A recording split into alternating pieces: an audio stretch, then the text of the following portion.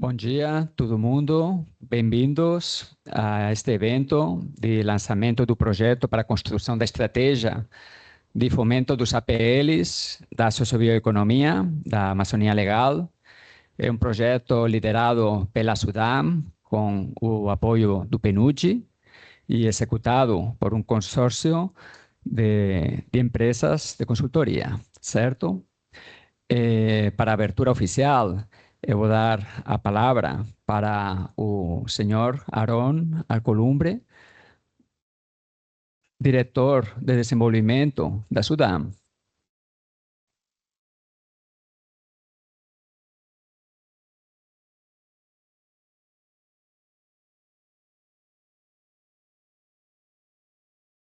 Não estamos ouvindo. Aron, não estamos conseguindo te ouvir. Não. Não funciona.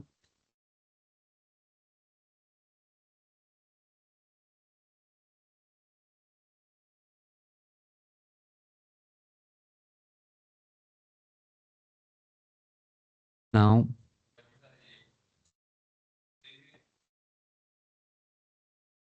Mas o problema, com certeza, é dele, é lá?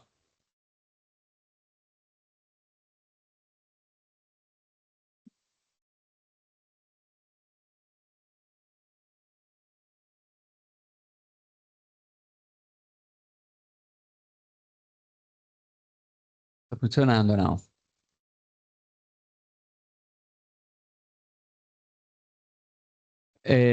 Aron, talvez saindo e entrando de novo funcione. Vamos tentar.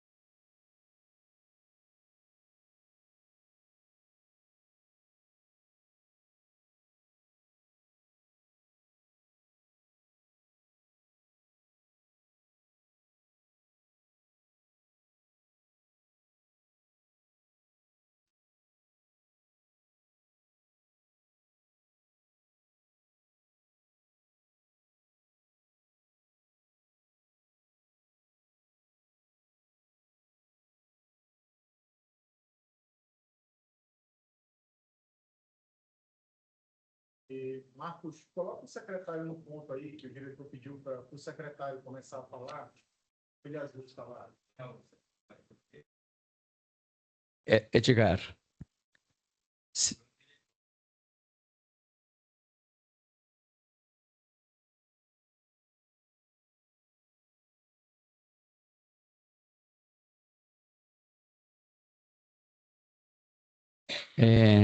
Edgar, você está online? Pode colocar a câmera?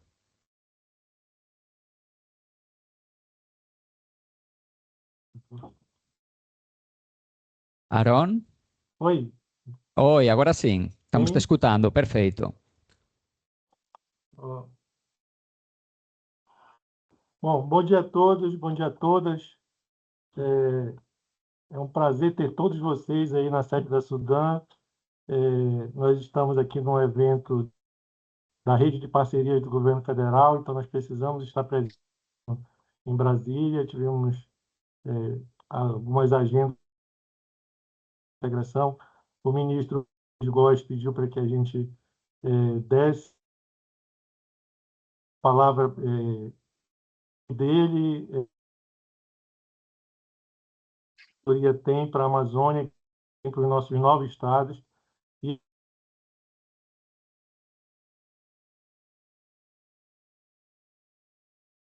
com esse evento, o secretário já gravou uma fala, deve ir em seguida aí para você.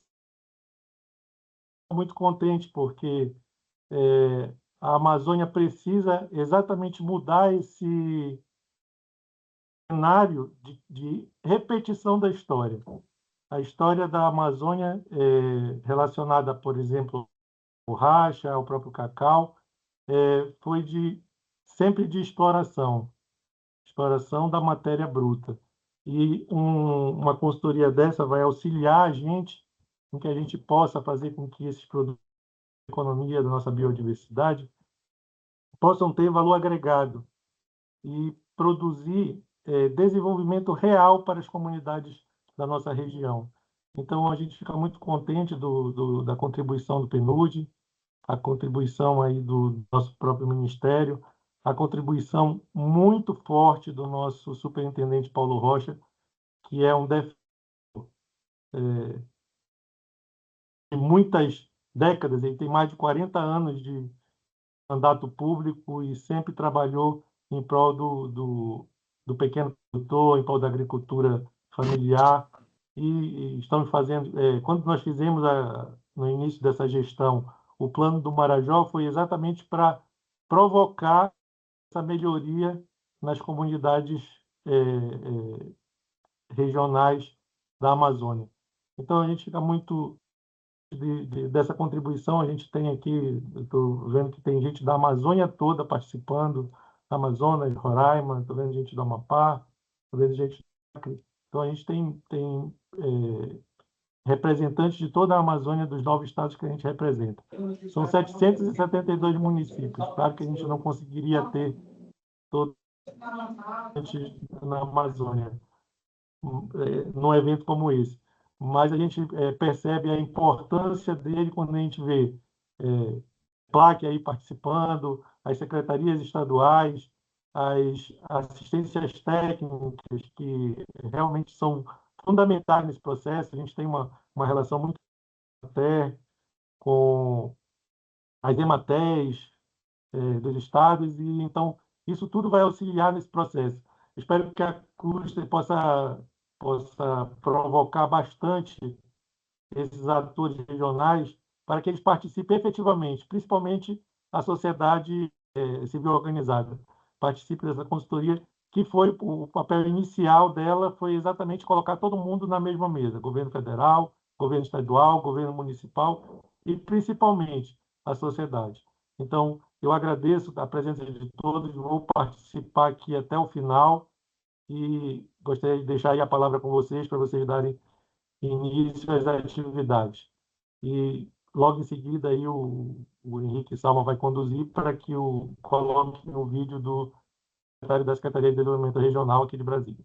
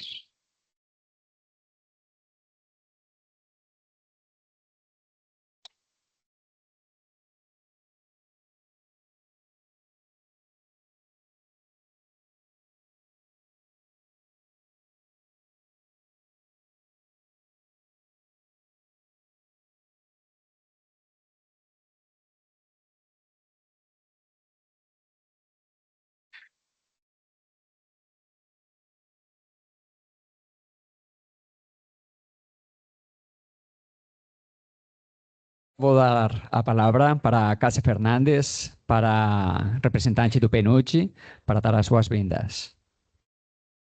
Obrigada, Carlos. Bom dia a todas as pessoas aqui presentes.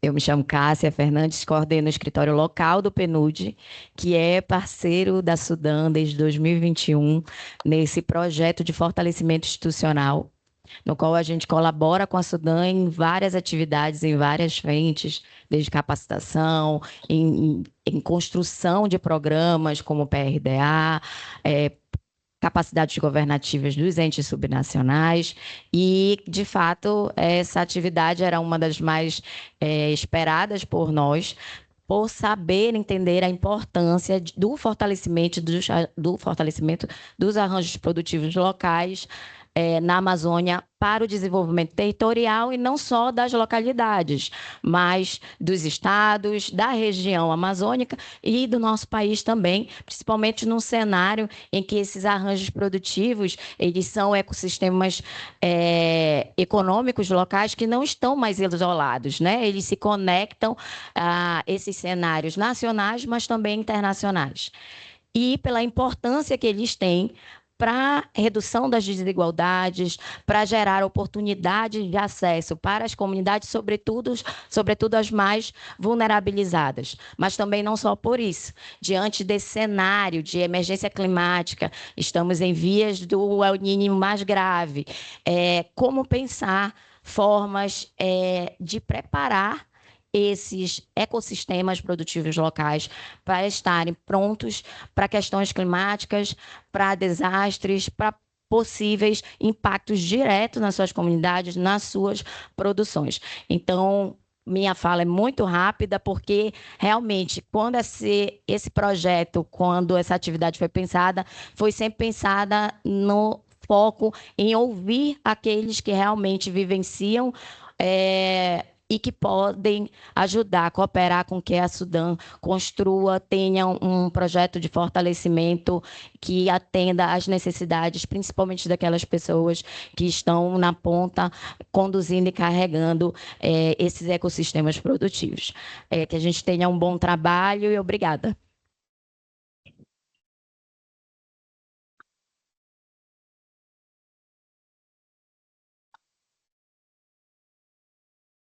Quem pediu? Pode, pode.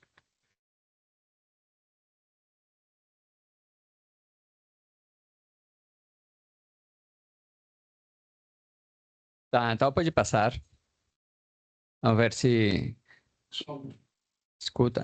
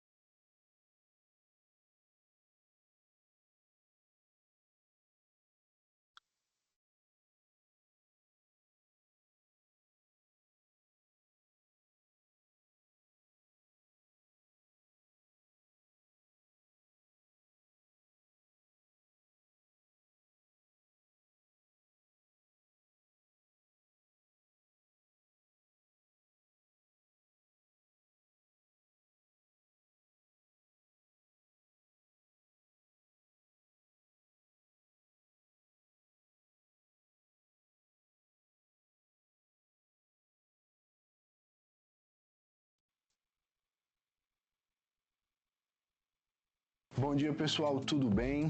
Edgar Caetano falando aqui. Primeiramente, eu quero dizer que, infelizmente, não pude estar presente nesse evento tão importante, nesse seminário em que vocês estarão debatendo o projeto de estruturação dos APLs na Amazônia, né? A partir da iniciativa da Sudan com o PNUD, por questões de agenda. Mas, meu querido amigo Aron, o qual eu saudo e cumprimento todos da Sudan em seu nome, me pediu que eu estivesse aqui presente de alguma forma. E aqui estou para fazer essa pequena abertura desse evento, evento. Então, desde já, eu desejo um ótimo evento a todos, uma ótima oportunidade de compartilhamento de experiências, de ideias, que daí a gente já saia com os próximos passos para a estruturação desses arranjos produtivos locais. Quero dizer que vocês têm um parceiro aqui no MDR, a Sudan é MDR também, nós estamos todos juntos nesse processo e eu consegui ler um pouco do diagnóstico, observei que um dos levantamentos trazidos ali pelo PNUD foi em relação à ausência de governança desses arranjos no território.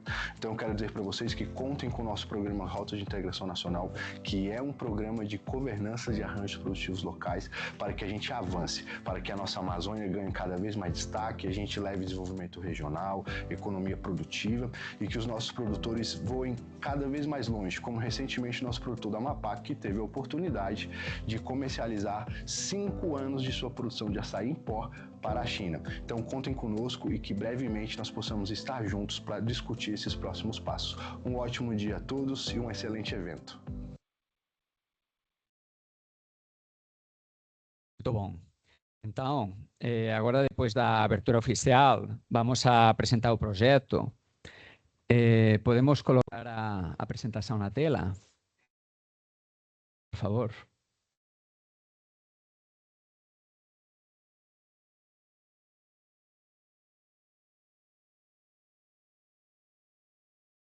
Então, hoje, vamos... Ok? Como eu falei, pode deixar a tela?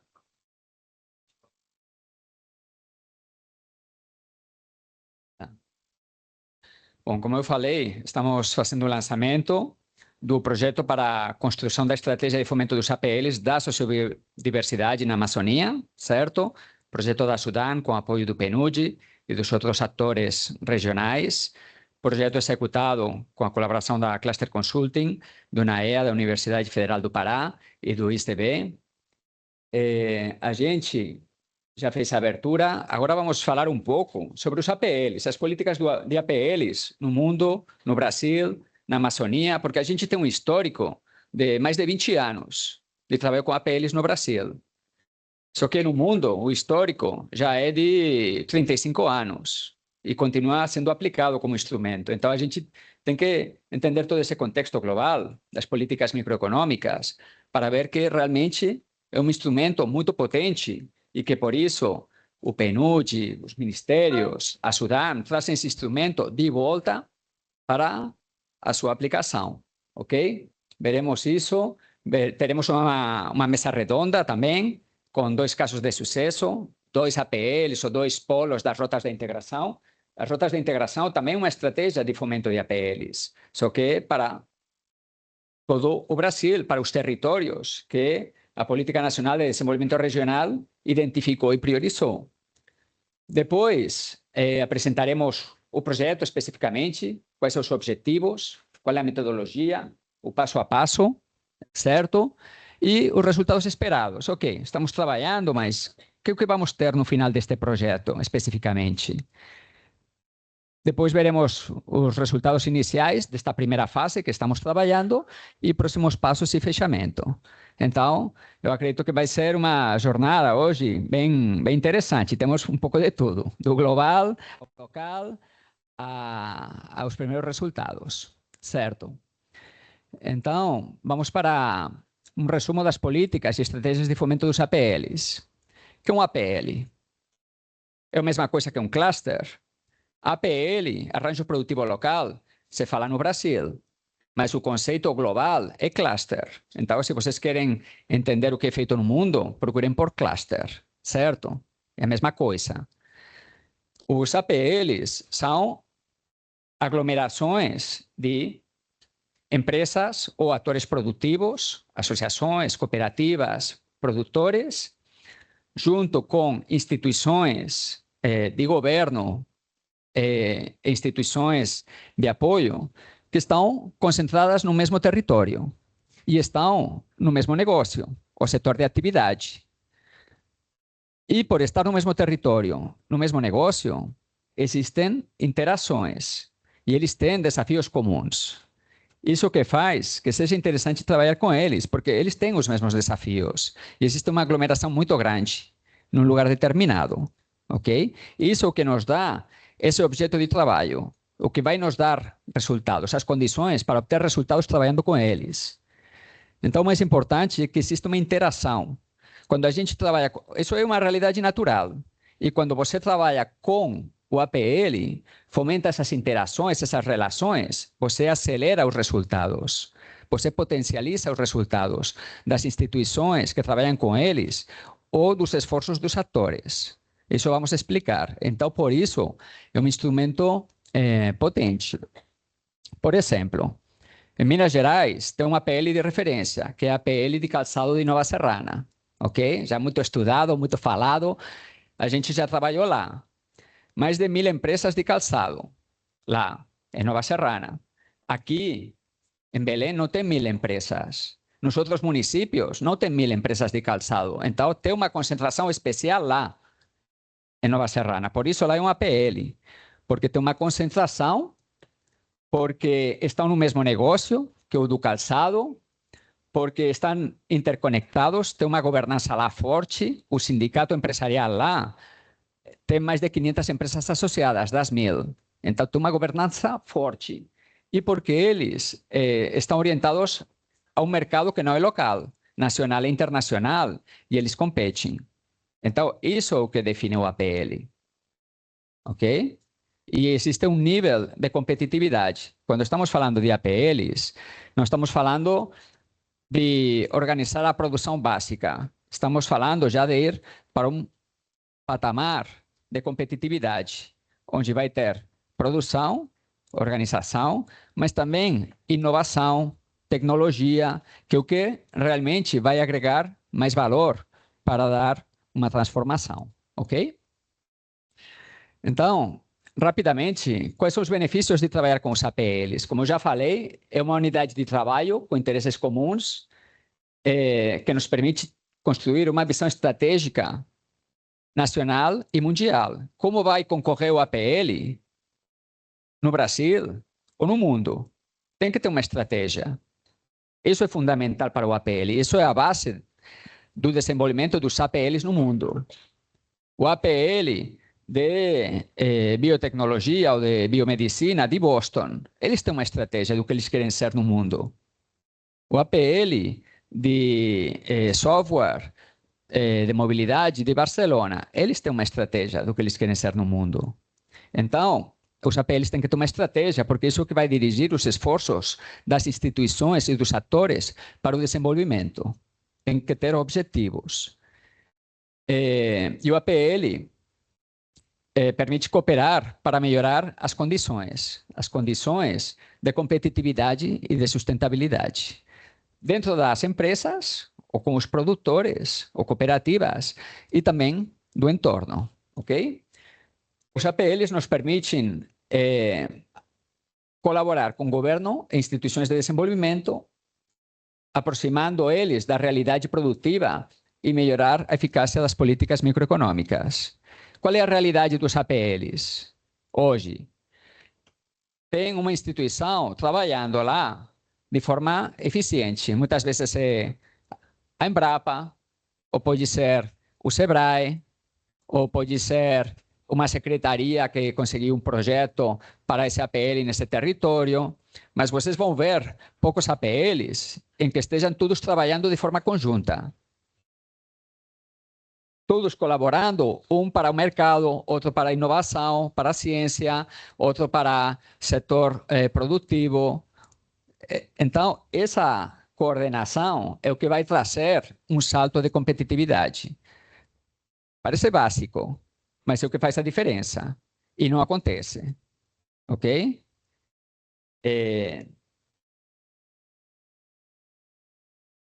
Agora vamos ver um pouco dos APLs no Brasil, a história. Já falei que temos mais de 20 anos trabalhando com os APLs. Então, nos anos 70 não tinha política industrial no Brasil. Depois, o tema dos APLs começou em 2003, 2004 e foi incluído no PICSE, que era a política industrial do Brasil, 2004 a 2007. Foi quando começou com o Sebrae, com o Ministério da Integração e Desenvolvimento, o Ministério do Desenvolvimento, o MEDIC, todo o desenvolvimento dos APLs. Os primeiros anos, chegamos a 230 APLs, participa o BID, Federação de Indústria. Depois vem a segunda onda, 2008, 2010. Mais de 1.000 APLs, mais de 250 milhões de dólares investidos por ano nos APLs do Brasil. É muita coisa. Depois, chegamos no Brasil Maior, 2011, 2014. Aqui teve uma mudança. Por quê? Porque já fazia 10 anos da política industrial de APLs. 2003, 2013. Fez 10 anos, houve uma mudança. A política, primeiro, deixou de ser uma prioridade clara do plano, no caso do Brasil Maior, e o foco foi colocado nas cadeias, nas grandes cadeias de valor do Brasil. Automotivo, energia, etc. Saúde, ok? E também, em 2013, a política de APLs foi dividida em 3.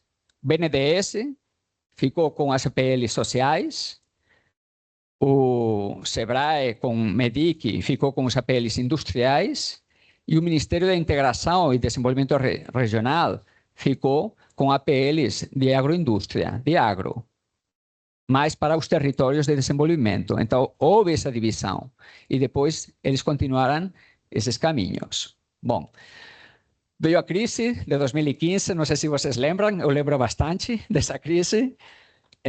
2016, 2018, entramos num período de poucas políticas industriais, pouco recurso público, então as atividades eram muito focadas. Se trabalhava o tema da manufatura avançada, se trabalhou o tema dos SENAIs, toda a rede dos SENAIs de inovação, desenvolvida pelo BNDES e pela CNI, com Fraunhofer, nesses anos. Então, criamos todo um sistema de centros de inovação. 2019 e 2022, novo governo, MEDIC é suprimido, algumas das funções passam para outros ministérios e a política de APLs do MEDIC, de alguma forma, acaba. Não acaba definitivamente, mas perde muita força. Ok? 2024, 2031, Nova Indústria Brasil, os APLs voltam a ter mais força no novo momento. Por quê? Porque é um momento de mais política industrial. Isso está acontecendo no mundo todo. Todos os países, estamos num momento global em que todos os países estão com forte política industrial para defender seus interesses. Ok? Bom, então, como falei, em 2013, dividimos as políticas BNDES e sociais, Brasil Mais Produtivo, ABDI, SENAI, SEBRAE, industriais e os agroindustriais com as rotas de integração, com o Ministério da Integração. Ok? Interessante, porque isso continua até hoje, de alguma forma. Às vezes não como um programa de APLs, mas o BNDES, que trabalha com os APLs sociais, agora tem a gestão do Fundo Amazônia. E o Fundo Amazônia atua com esses APLs menos estruturados, que seriam como APLs mais sociais, menores, mais incipientes. Então, isso continua. Tem a atuação do SEBRAE, que sempre foi muito forte com os APLs, continua mais nos industriais, mas também continua com outros, e tem um Ministério de Integração que com as rotas foi quem, de forma mais clara, continuou com essa política de APLs. Ok? Hoje em dia, tem 12 rotas e o SEBRAE e o Embrapa e outras instituições ajudam a que esses polos, esses APLs, funcionem e tenham uma vida dinâmica. Ok? Aqui tem um mapa. Quando falamos de política de APLs, temos que entender, ou temos que olhar para 3 coisas. A gestão da política, como acontece toda a governança, toda a gestão dessa política, ou programas de APLs. Temos que entender a motivação que vão ter os APLs para participar. Por que o APL, por que os atores do território vão se organizar? Qual é o incentivo deles para atuar como APL? Os benefícios deles, a motivação e os fatores de sucesso. Ok? Então, rapidamente, gestão. Os APLs foi, a partir de 2003, foi criado o GTP-APL. Então, eu estava em Brasília, tinha um grupo de trabalho com mais de 30 instituições que coordenava a política. Existiam os núcleos estaduais que replicavam essa estrutura nacional nos estados, por exemplo, Minas Gerais, São Paulo, aqui no Pará, Amazonas. E essa estrutura de núcleos estaduais ainda existe, ainda permanece, ainda que o GTP-APL em Brasília já não existe, porque terminou a política, ok? E tem os APLs a nível local. O que caracteriza o APL a nível local? Duas coisas. Primeiro, que tem uma instituição, pública ou privada, que lidera o APL, e depois que tem um grupo que governa o APL, que coordena o APL, que toma as decisões, certo? Existem as rotas de integração a nível nacional e tem a Secretaria de Desenvolvimento Regional, do MEDIR, que apoia diretamente os APLs, não coordena com os estados, ok? Nesse contexto, temos os núcleos estaduais que ficaram órfãos de um grupo nacional, mas eles continuam vivos, esperando que alguém oriente, ajude eles, apoie eles. Alguns tomaram a iniciativa, como São Paulo. São Paulo criou o programa dele de APLs, que é o Produz São Paulo. Ele já, mas os outros estados estão lá esperando, não é? SP Produz. E depois, a nível local, é normal encontrar, como eu falei, uma instituição que lidera o APL. Mas o que está faltando é que tenha o grupo gestor funcionando, com todas as instituições trabalhando e executando. Isso nos dá um espaço para interlocução com os estados e também para organizar o grupo gestor. Essa é a realidade. Então, aqui que vem esta estratégia da Sudam com o PNUD para ocupar esse espaço, certo? Bom, os incentivos. Rapidamente, o principal incentivo seria a articulação. O APL organiza, articula as instituições e isso traz recursos e traz projetos para o território, para o grupo. Isso é o mais interessante que podemos esperar dessa estratégia de APLs. Ter o SEBRAE, ter a Embrapa, ter o PNUD, trazer o BID, ter a Sudam, ter o Senar, ter o Fundo Amazônia, ter todas essas instituições colaborando é o que vai trazer a força, ok? E a parte econômica, a gente vai ter que buscar. E depois os fatores de sucesso. Os fatores de sucesso tem que ter uma liderança institucional forte. No caso, no Brasil, temos sorte, porque temos o programa das rotas de integração, temos o SEBRAE e temos o Embrapa, que são instituições fortes, capacitadas, com experiência e reconhecidas pelo setor privado. Então, isso que vocês podem achar que, ok, normal, tem muitos países que não têm, que tentam fazer sem ter essas instituições. Nós temos que aproveitar. E tem que estar orientado a resultados. Então, quando montamos uma APL, não é vamos ver o que acontece, não. Tem que ter uma estratégia, tem que ter um plano e tem que ter objetivos. E os objetivos têm que ser cumpridos, alcançados, porque senão a gente não se mexe. Tem que ter objetivos claros. Ok? Bom, então, agora vou ir mais rápido, que eu estou um pouco devagar. As políticas de cluster no mundo, onde tem mais políticas de cluster é na Europa. Mais de 1000 clusters lá. Então, o APL, o cluster, não é um instrumento básico. É um instrumento potente que os países desenvolvidos aplicam, ok? Depois da Europa, onde tem mais, é na América Latina. E depois Oceania, Estados Unidos, África, ok? O que essa política de clusters traz como uma política para competitividade microeconômica? Basicamente, para os APLs, permite identificar estratégias claras para cada APL, que ajudam a definir as capacidades que tem que ter as empresas, as cooperativas, e a melhorar o entorno em que estas empresas cooperativas atuam.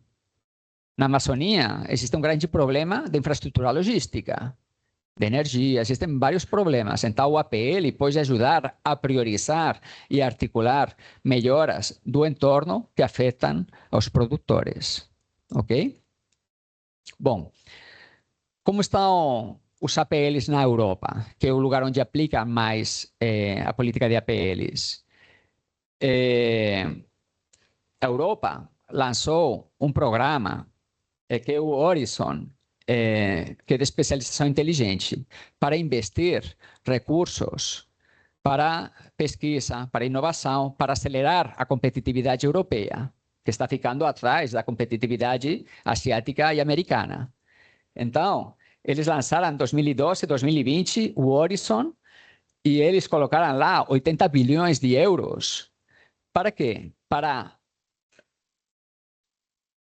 desenvolver pesquisa e inovação nos territórios, nos países, de forma inteligente. Isto é, priorizar investimentos que facilitassem cambios estruturais e através de um processo de descobrimento empreendedor. O que significa descobrimento empreendedor? Primeiro, que não é top-down, então é com os atores privados, com o setor produtivo, de baixo para cima, e assumindo riscos, assumindo que tem que ser feitas coisas diferentes para ter resultados diferentes. Então, aqui na Amazônia é parecido. Temos uma realidade que queremos mudar. Queremos fortalecer o desenvolvimento da sociobioeconomia de forma produtiva e sustentável. Então, vamos ter que trabalhar para priorizar investimentos e fazer esse novo modelo de trabalho de descobrimento empreendedor, em que o Estado apoia o setor privado, colabora com ele para gerar um novo modelo. Ok? Bom, depois foi lançado o novo Horizon 21-27. Aqui, o investimento foi de 100 bilhões de euros, que é bastante dinheiro. E também trabalha por missões. E também um dos pilares são os clusters, os APLs. Tem 3 pilares, o segundo são os clusters. Isto aqui só para mostrar que, que é um instrumento potente, que funciona e que na Europa está se colocando muito dinheiro para o desenvolvimento territorial. Os APLs funcionam como instrumento de relacionamento, como falei, entre governo, seja nacional ou europeu, e a realidade local.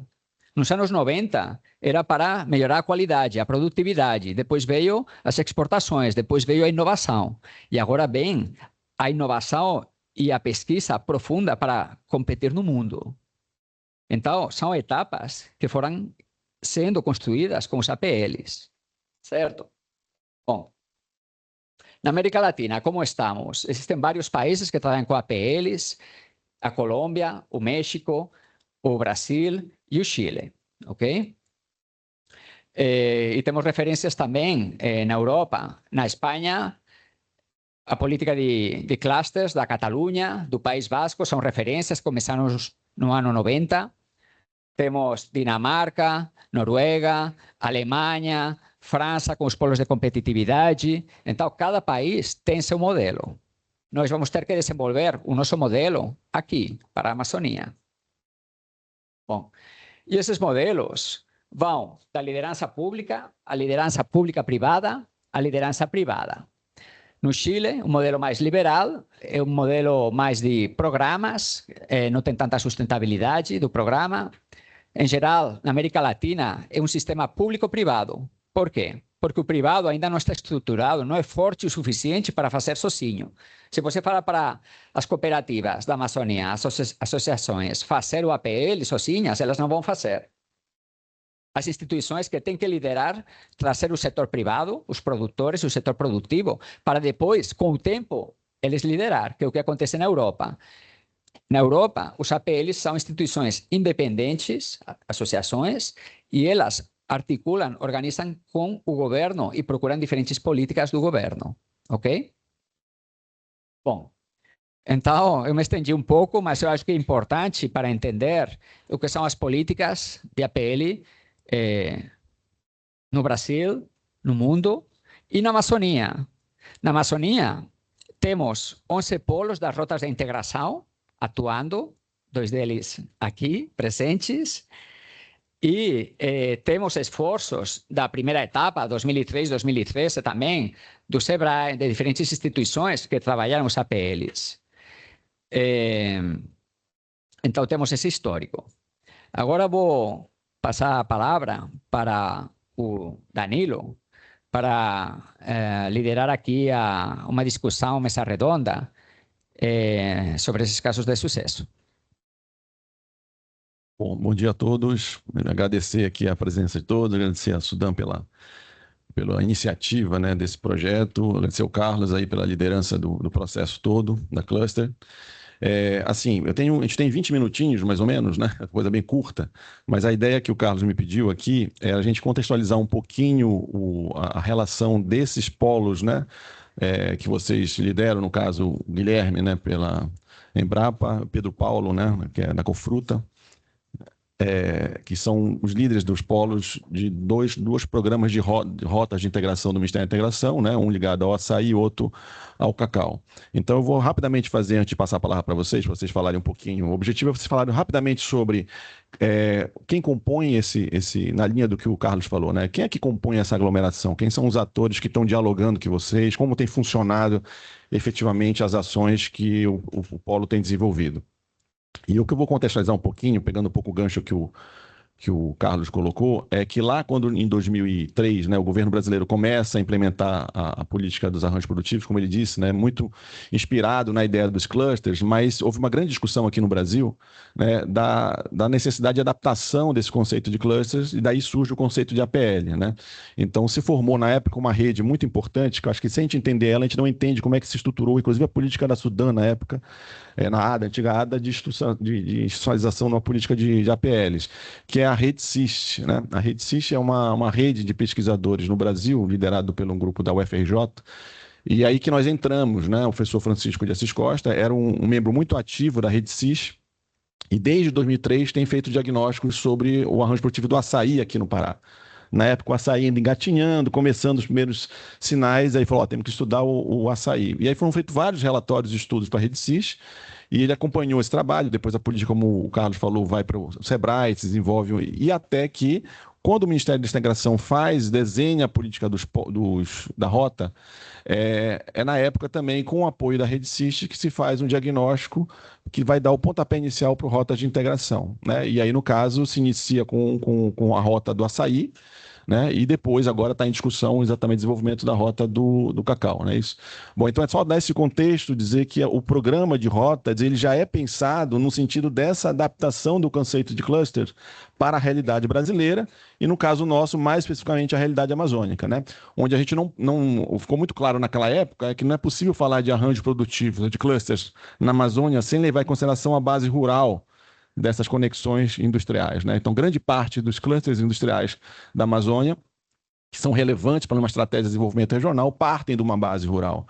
Por isso, como o Carlos falou, né, o programa de rota se ancora nessa relação agroindustrial, né, como uma estratégia específica para o desenvolvimento dos territórios. Tá? Então, os dois exemplos que nós temos aqui de clusters de arranjos produtivos ligados à rota são exatamente os mais relevantes na relação rural-industrial na Amazônia, que é o açaí e o cacau, que a gente vai ver um pouquinho deles, um pouquinho relato de como isso tem acontecido. Então, começamos pelo Pedro Paulo, pode ser? Opa, sugere o Guilherme, vocês que sabem. Mais uma vez agradeço aqui a presença. Obrigado. Quero agradecer ao Carlos pelo convite, né? É o primeiro contato, e a Sudan pela acolhida. Estou representando aqui um grupo de instituições que é bastante significativo e representativo na Transamazônica. O nosso polo abrange 10 municípios, né, que vão desde Pacajá e Novo Repartimento, no leste, até Placas, e mais recentemente a intenção de Rurópolis ingressar nesse coletivo. Então, assim, é um território que representa, acho que mais de 85% da produção de cacau do nosso estado. E tem Medicilândia, que é o maior produtor, que orgulha muito a gente. E nesse coletivo institucional, viu, Carlos, a gente tem uma representatividade muito interessante. A gente tem desde instituições de pesquisa, como CEPLAC, Embrapa, públicas, né, e privadas, como IPAM, a Earthworm, a TNC, enfim. Mas também temos representações de produtores, nós temos cooperativas, temos associações que discutem, né, e que colocam na mesa as dores e as angústias, né, João? E as virtudes, principalmente as virtudes, do que a gente chama lá de cadeia, que se avizinha muito do conceito de APL. E quando o Carlos foi falando, foi me surgindo na mente aqui tudo que a gente está fazendo, Carlos. Está muito próximo do que a consultoria, o programa pretende fazer. Hoje nós temos um conjunto de aproximadamente 14 instituições, né? E discutimos muitas ações de desenvolvimento de forma estruturante.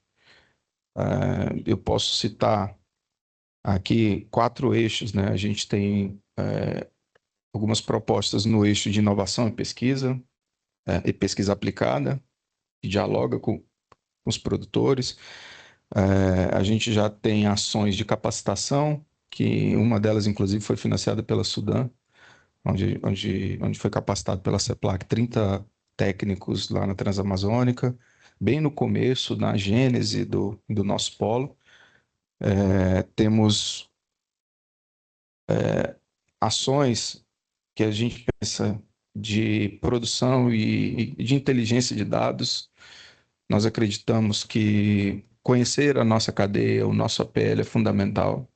Sem termos a noção do que estamos fazendo, quem está fazendo, como está fazendo, a gente não tem condição de buscar e de apresentar para o poder público, para as instituições e para os produtores alternativas relevantes, viáveis e palpáveis. Então, nós temos uma proposta, inclusive o doutor Fernando participou junto com a gente de uma reunião onde discutimos a criação de um projeto para propor uma espécie de censo da cacauicultura do Estado. Isso surgiu no nosso polo e estamos tentando implementar isso, estamos tentando fazer com que outros parceiros se somem a essa ideia, que a gente acredita que é fundamental para que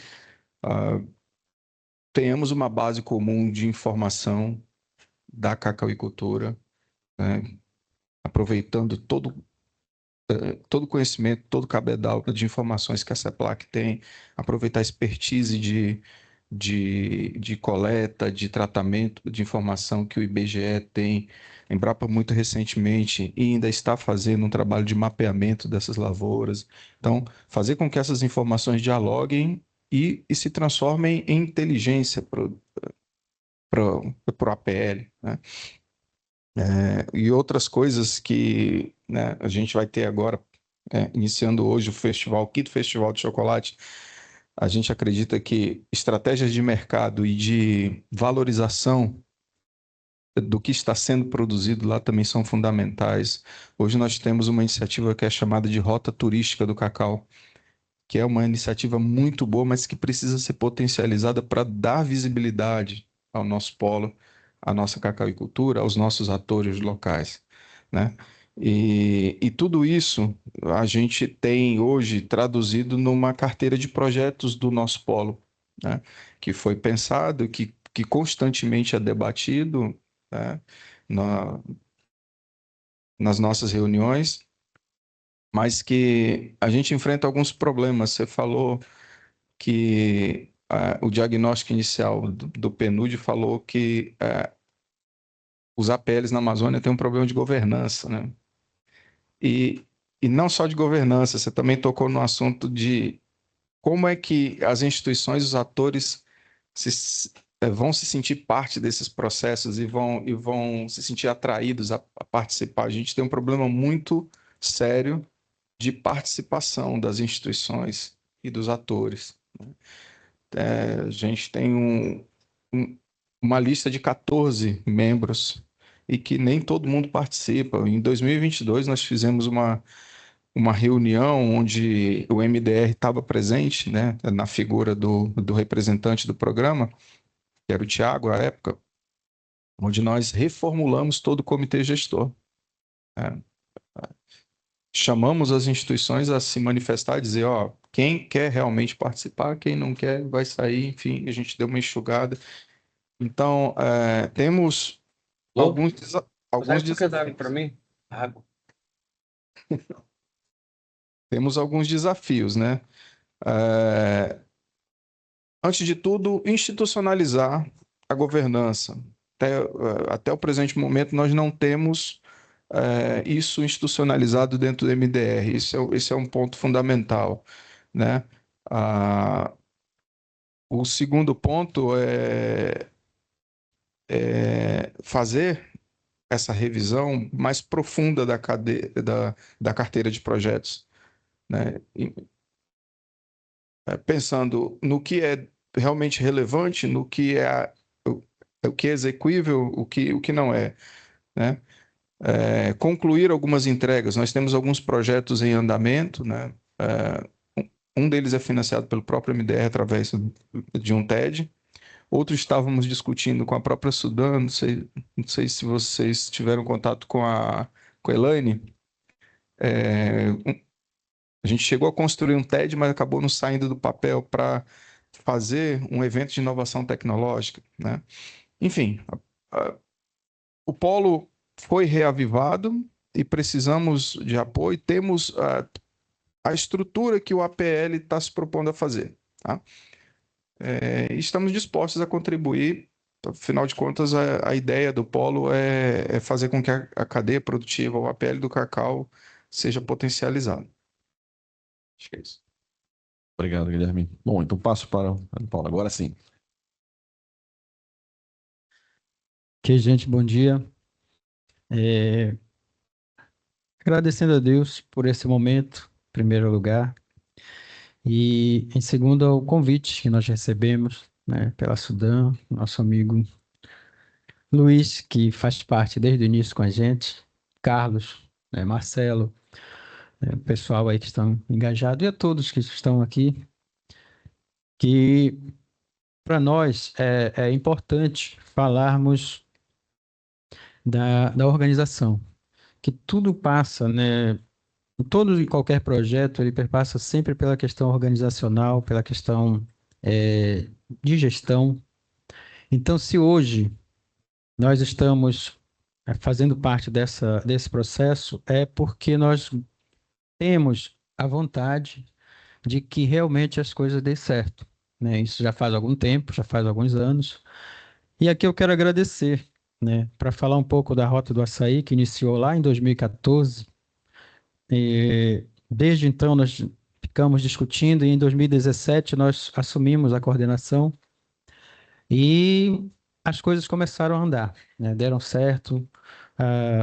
Nós tivemos a felicidade, por exemplo, de trazer a Casa do Açaí para Castanhal, um projeto via Rota do Açaí através do Ministério do Desenvolvimento. Também nós fizemos 2 turmas de alunos com o curso de açaicultor, feito pelo IFPA, em Abaetetuba e Igarapé-Miri, foram 2 turmas.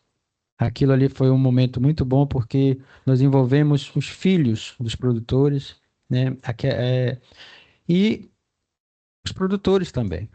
Então, isso para nós foi interessante, porque naquele momento nós conseguimos envolver o que se fala quase todo momento, o engajamento, aquela participação, né? Como eu disse agora há pouco, o Guilherme, a dificuldade de se chegar hoje em uma associação para reunir 10 produtores é muito grande, porque eles não querem mais se reunir. Hoje é muito difícil você chegar numa comunidade, seja ela próxima ou distante, se você não tiver um incentivo, alguma coisa para levar e dizer, olha, vamos fazer tal coisa para... A pessoa não vai para discutir, por exemplo, a PL. Mas de jeito nenhum. Por mais que se diga a importância que tem, mas ele não vai. Porque o movimento em si, as discussões elas estão ficando para trás, elas estão perdendo crédito. Nós que estamos nas ilhas, nós que estamos vivenciando isso, porque eu sou ribeirinho, né? Nós moramos em ilhas, né? Temos residência na cidade, que nossos filhos estudam também, tanto no interior quanto na cidade, mas nós moramos em ilhas, e eu tenho orgulho de dizer que sou ribeirinho, de nascimento mesmo, nasci e temos famílias ali. Então nós sabemos a dificuldade, ainda há pouco falava com o Guilherme sobre a distância, por exemplo, a logística, a dificuldade que tem para ir em uma das ilhas em Abaetetuba, que você gasta 400 a 500 reais por uma diária. Então é mais fácil até você chegar num outro estado e retornar do que você visitar uma ilha a 1 hora e 40 minutos, 2 horas de distância da sede do município até aquela localidade. A dificuldade é muito grande. E isso é o nosso grande desafio para que nós possamos ter a aproximação do produtor, da sua produção, para a comercialização.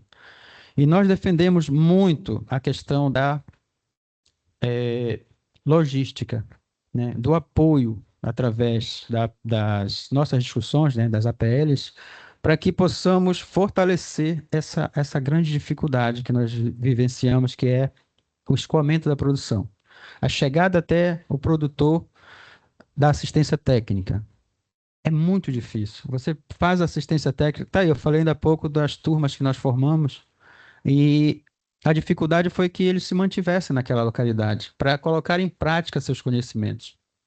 Então, fica muito difícil. E o apoio, e é o que nós pedimos sempre, que através a experiência que nós temos enquanto Rota do Açaí, que nós tivemos uma grande conquista, que foi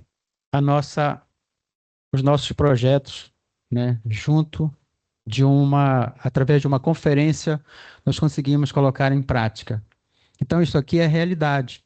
O que está aqui foi o que nós discutimos. Nós poderíamos passar aqui a manhã inteira discutindo nossa carteira de projetos, mas ela está tudo aqui, já está no Ministério. Então, as nossas reivindicações já estão aqui dos 11 municípios que fazem parte do Polo Baixo Tocantins. E nós hoje estamos reestruturando através das instituições que podemos falar aqui, que fazem parte com a gente, a Sudan, o IFPA, a UFPA, a UEPA, através do professor Marco Antônio, que está aqui presente, que eu fiz questão de convidá-lo, o César Marini, que está aqui, que faz parte da FECAF, né, da Federação da Agricultura Familiar. Então, nós temos aqui o professor Marcos da UFPA, o Marcelo do SEBRAE, né, SEBRAE Regional. Nós temos o Giovanni da Emater e nós temos o Luiz também da ADEPARÁ. Porque a Abaetetuba, ela é um polo, ela tem várias instituições, então para nós facilita esse contato. Além dessas instituições, nós envolvemos também as 11 secretarias de agricultura dos municípios que fazem parte do Polo Baixo Tocantins. Então, os secretários, eles têm um compromisso. Independente da eleição de mandato, mas a secretaria é parte, ela é efetiva, faz parte do nosso grupo de discussão. E agradecemos mais uma vez a oportunidade, viu, pelo convite, e nos colocamos à disposição para poder dar continuidade nesse processo. Parabenizamos, né, essa iniciativa e toda essa estrutura que está sendo lançada hoje, porque acreditamos que esse é o caminho. E, para encerrar, nós gostaríamos de fazer um lembrete. A grande dificuldade que nós encontramos no estado do Pará, o Amazonas e o Amapá já superaram. Tá? São nossos vizinhos, são nossos parceiros, conheço o pessoal das cooperativas de lá. Mas nós também temos central de cooperativas no estado do Pará. Então, a próxima discussão, que eu espero que não chegue de forma diferente para nós, como chegou uma vez, acho que vocês se lembram daquela lancha, daquela barca que veio de um grupo, né? O Grupo Bertolini, todo mundo sabe, está na internet, que quando chegou com aquele projetão, mega projeto, para vir direto no Ribeirinho fazer aquela estrutura toda. E quando chegou em Santarém, nós não deixamos passar de Santarém para cá, porque lá o negócio já estava dando errado. E não sei por onde está esse projeto, mas não veio para o Baixo Tocantins, porque nós não íamos deixar. Foi um projeto que foi feito muito forte, veio de cima para baixo, uma tecnologia sim, mas foi sem discussão. Então aquilo foi um momento ruim. E hoje nós estamos vivendo um momento bem, bem peculiar. O grande acordo dos 5 anos aí com a China. Porque nós também não podemos reunir aqui e discutir nós temos uma central legalizada, tá? Está passando por alterações, mas vamos ter, junto com a equipe, o que está sendo discutido a nível de Amazonas e Amapá, que seja discutido aqui no Pará conosco também.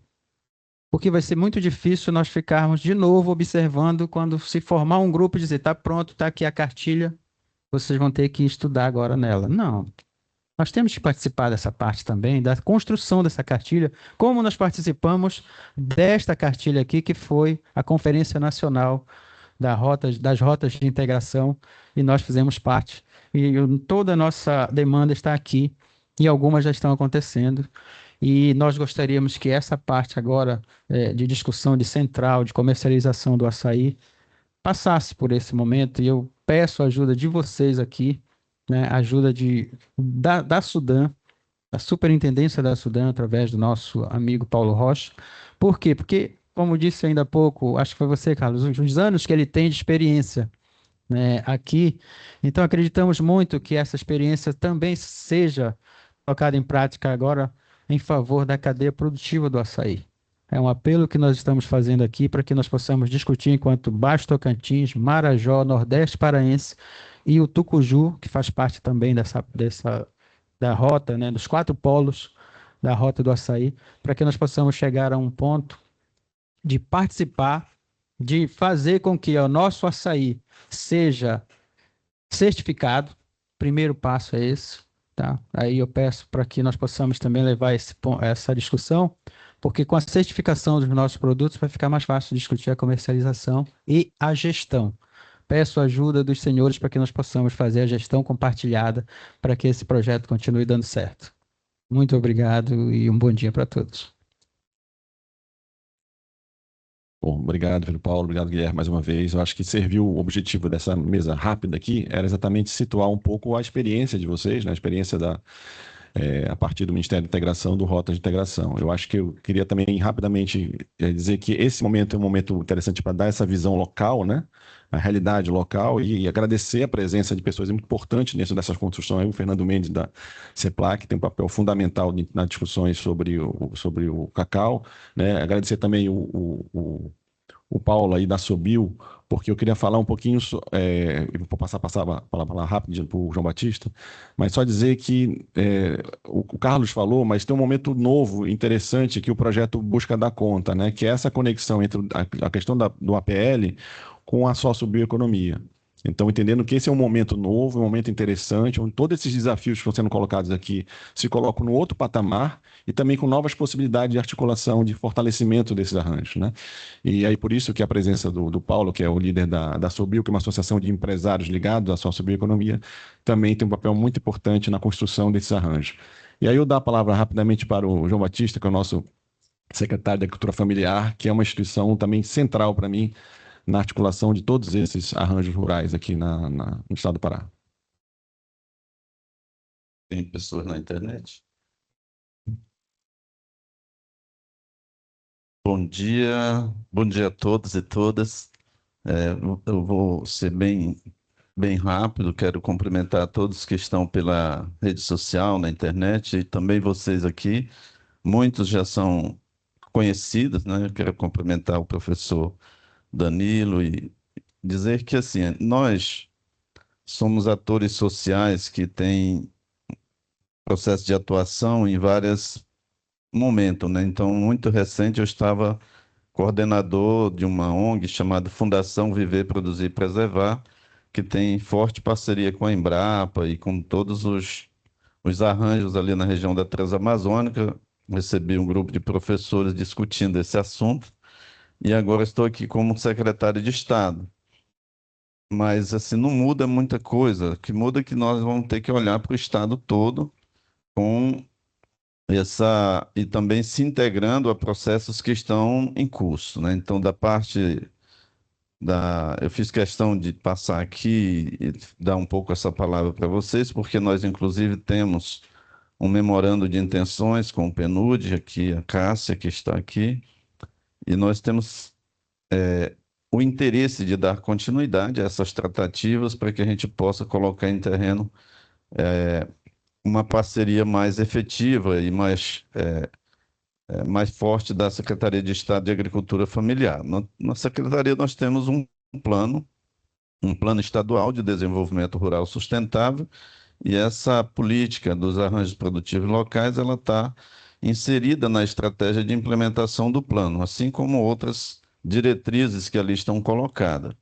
Então, a questão do cacau é forte na região da Transamazônica, nós temos discutindo a questão do açaí, e essa discussão dos arranjos produtivos, outros chamam cadeia produtiva, né? Coincidentemente, eu estou fazendo meu mestrado dentro dessa questão da gestão ambiental e desenvolvimento local, e estou tendo muito contato com essa discussão na Amazônia toda. Ela aparece dentro das consultas públicas livre, prévia e informada, quando a gente faz o debate sobre o RED+. Nós estamos concluindo 7 consultas públicas, agora em Castanhal será a 7ª, e os agricultores de Abaeté, de toda essa região, eles colocam isso muito forte. Essa discussão, ela teve um momento também forte na Transamazônica, quando foi para a implementação do projeto SAFE, que é um projeto que vem da cooperação alemã, na parceria com o Ministério da Agricultura, e há 2, 3 anos vem se implementando o fortalecimento da pecuária e o fortalecimento da cadeia produtiva do cacau, que inclui esse arranjo todo que o próprio Guilherme trouxe muito bem, que ganhou força com a rota do cacau e tudo isso a gente vem construindo. Então, eu estou na CEAF agora e eu quero colocar a nossa instituição à disposição, do ponto de vista geral do governo, do Estado, através da CEAF, da SEDAP, da EMATE, nós somos um conjunto de organizações que estamos de mão dadas aí com a CEPLAC o tempo todo, com essa questão do cacau, né? Mas nós temos o interesse de encorpar mais essa parceria, e não há nenhuma ação que possa fazer sucesso na Amazônia e no Pará, que é um estado maior, né? Estava agora discutindo em Brasília a questão das fronteiras. Os municípios de fronteiras, que ficam sempre... A fronteira não é bom ser fronteira, né? E nem ser limite, que não é, um não é dono, o outro não é dono, ninguém quer fazer nada. Então, as fronteiras sempre ficam abandonadas. Então, nós estamos discutindo ali naquela região do Baixo Amazonas, tem 5 municípios de fronteira. Nós estamos discutindo também como é que a gente leva esses arranjos produtivos, esse trabalho para as fronteiras nesses municípios que, em parte, às vezes, tem muita floresta ou muita destruição. E ninguém assume a política pública porque ou ela é do Brasil ou é do Peru, e fica ali uma incógnita. Mas não é uma fala longa. Depois, em um outro momento, nós podemos apresentar o plano estadual que nós construímos democraticamente pelo Estado todo, a nossa estratégia de trabalho, e fazer uma reunião mais com o PNUD para a gente dar continuidade, entender bem essa questão do memorando, para a gente poder ver como é que a gente pode somar nessa estratégia conjuntural de fortalecer os APLs. Eu sei que isso no Brasil já foi mais forte, já teve no Brasil um programa chamado Territórios da Cidadania, depois isso declinou e está retomando, e a gente precisa continuar trabalhando junto com a comunidade internacional. Tem muita coisa boa aí que vai acontecer nesse próximo período, e a gente precisa estar junto numa estratégia organizada para produzir os resultados que se faz necessário produzir, tá bom? Um abraço. Meu nome é João Batista, muitos aqui a gente já se conhece e sabe que a nossa posição, independente de onde a gente estiver, a estratégia é trabalhar de forma nos arranjos institucionais, porque entendemos que o resultado fica ampliado quando a gente trabalha assim. Muito obrigado. Muito obrigado.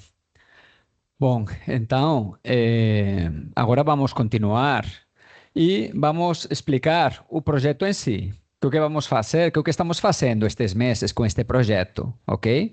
Então, vamos explicar um pouco o objetivo, a metodologia, cronograma. Se podemos colocar a apresentação, por favor.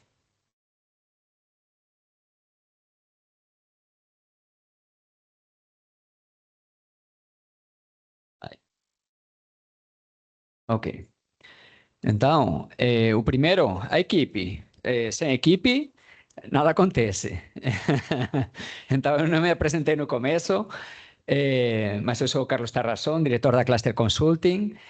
Sou um dos membros da equipe de consultoria. Temos também o Marcelo Andrade aqui comigo, que também vai apresentar, da Cluster Consulting. Temos o Danilo, que já se apresentou, do NAEA. Temos o Francisco de Assis, também do NAEA. Temos a Camila, o Eduardo, Lorraine, do ICB. Pelo PNUD tem a Cássia, que já falou. Tem o Wilson, que está aqui também conosco. Tem o Luiz Eduardo. Tem o Neivan, aqui também conosco. Tem a Eliette, da comunicação, também por aqui. Então, essa equipe, o núcleo duro, que estamos nas reuniões, trabalhando, mobilizando o dia a dia, ok? O objetivo do projeto é construir a estratégia para o fomento dos APLs da sociobiodiversidade e da Amazônia Legal, ok? E isto se encaixa, assim, primeiro, está claro que tem que ser da sociobiodiversidade, e segundo também, tem que estar relacionado com o PRDA da Sudam, de 2024 a 2027. O PRDA tem 7 eixos. O primeiro, que é desenvolvimento produtivo, é o mais aderente à política de APLs. Como fazer o desenvolvimento produtivo? Só que a Sudam também trabalha com pesquisa e inovação e educação, infraestrutura econômica e urbana, meio ambiente, fortalecimento de capacidades governativas, desenvolvimento social e acesso a serviços públicos. Então, é uma grande vantagem ter a Sudam liderando, porque lidera a parte produtiva, mas se encaixa também com os outros eixos, também articula com os outros eixos, ok? Um pouco, o que vamos fazer? Em que consiste o projeto? Qual é o passo a passo? O que estamos fazendo? Primeiro, identificação quantitativa dos APLs. Olhamos nos estados quais são as principais cadeias e identificamos as principais. Vamos ver, mas cacau, açaí e castanha são as que têm maior peso econômico, das que têm informações. Tem outras que não têm informações que a gente vai estimar, ok? E depois tem outras cadeias. Só uma diferença, vou explicar aqui porque tem saído várias vezes, entre cadeia e APL. O APL é territorial, acontece em um território. A cadeia pode ser muito extensa, acontecer em vários territórios. Por isso, uma cadeia não tem governança. Para você melhorar a cadeia num país, uma cadeia produtiva num país, você melhora as normas ou gera, assim, legaliza, legisla. Mas para trabalhar o APL, como acontece no território, você organiza o grupo e trabalha com ele. O Banco Mundial trabalha com cadeias globais de valor, que foi quem lançou o conceito, não é? Outras instituições, o BID, etc., trabalham mais com APLs ou clusters, que no território. Então, essa é uma diferença, porque vi que apareceu o conceito aí. Bom, identificamos também os APLs de forma qualitativa, através da revisão documental, das estratégias, dos estudos, através de entrevistas. Temos um entendimento dos APLs, como eles funcionam, como estão conformados. Vamos fazer uma priorização desses APLs. Atualmente, temos identificado os mais relevantes. Depois, vamos priorizar e caracterizar esses APLs priorizados, ok?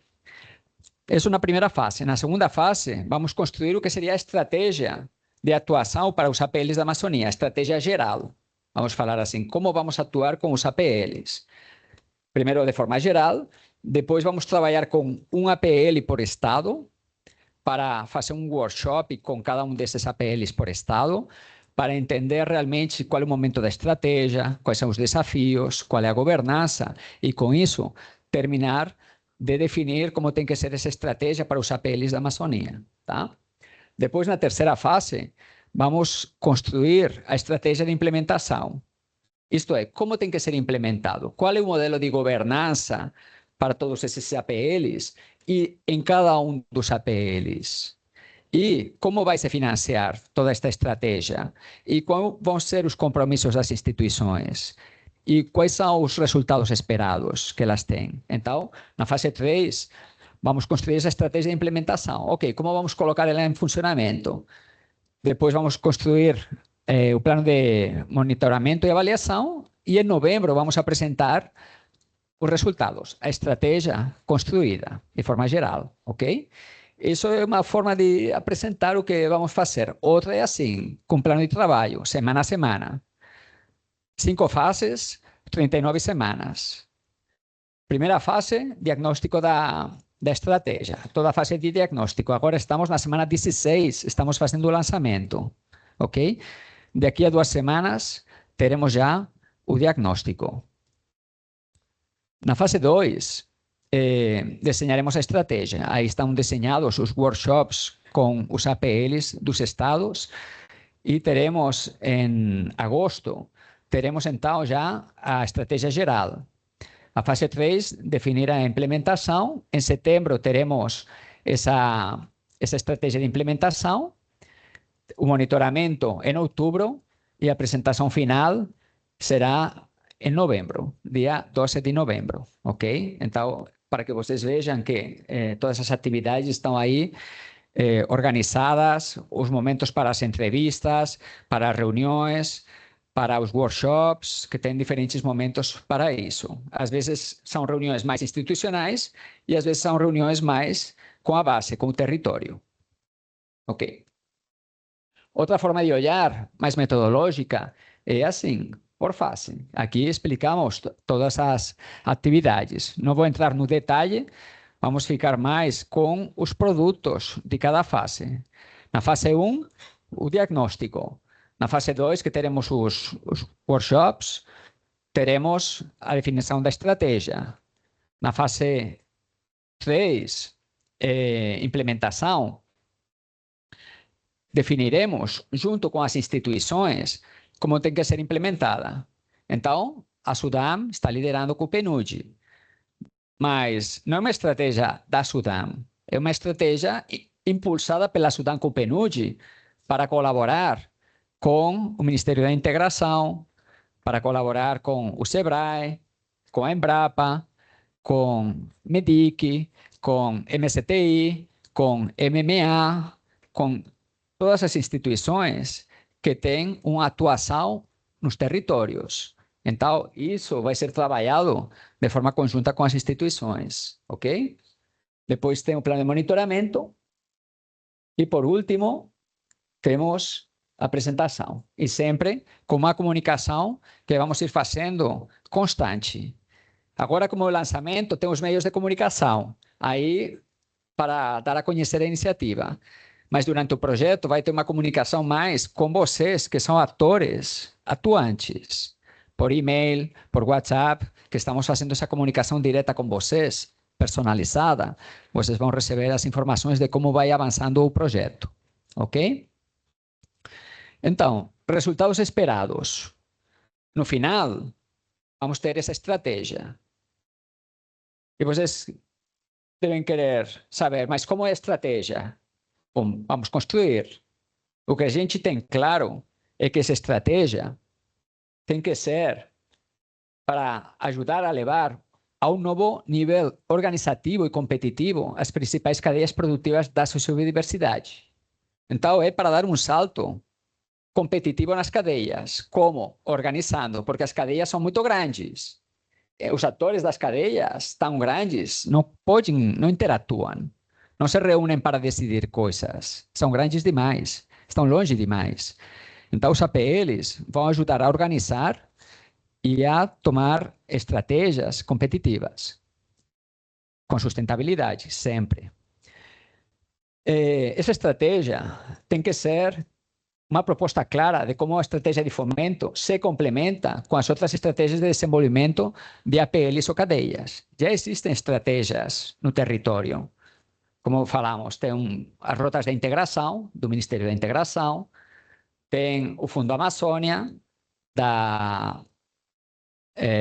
implementado pelo BNDES, tem o trabalho do SEBRAE, tem o trabalho da Embrapa, e tem o trabalho de muitos outros que estão aí no dia a dia. Então, tem que ser complementário.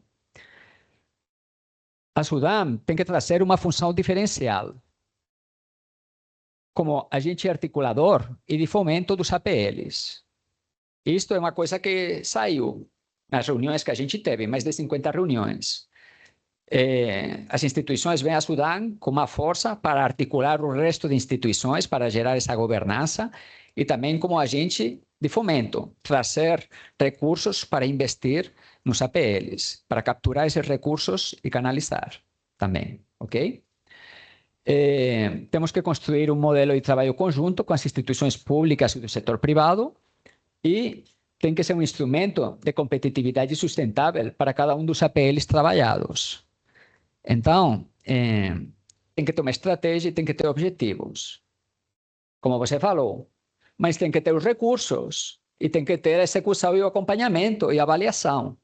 Então, tem que estar orientado a esses resultados, com umas metas claras, ok?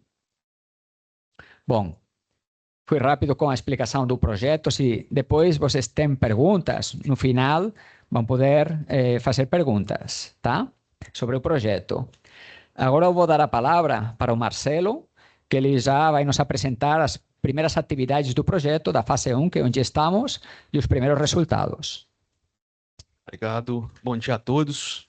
Primeiro dizer que é uma satisfação estar aqui hoje para essa apresentação. Então, né, falando um pouquinho dessa primeira fase, as atividades, então, né, como o Carlos apresentou, o primeiro que a gente fez foi um levantamento, né, um estudo, né, um mapeamento de documental. A gente está incluindo políticas públicas, estamos incluindo diagnósticos, muitas vezes textos acadêmicos, artigos, para a gente conseguir entender um pouco mais a realidade da Amazônia Legal. Então, aí está dividido, né, 160 documentos, 74 estudos, 12 da Amazônia Legal, 61 estaduais, né, são 9, né, então estamos falando aqui de 9 estados, 86 políticas públicas, né, 66 federais, 3 regionais, 17 estaduais, que foram analisados aqui para o trabalho. Essa análise documental, né, ela serve tanto para o processo de identificação desses APLs, né, nos territórios, como também para o trabalho de identificação de gargalos, né, de desafios, que faz parte aqui dessa primeira fase.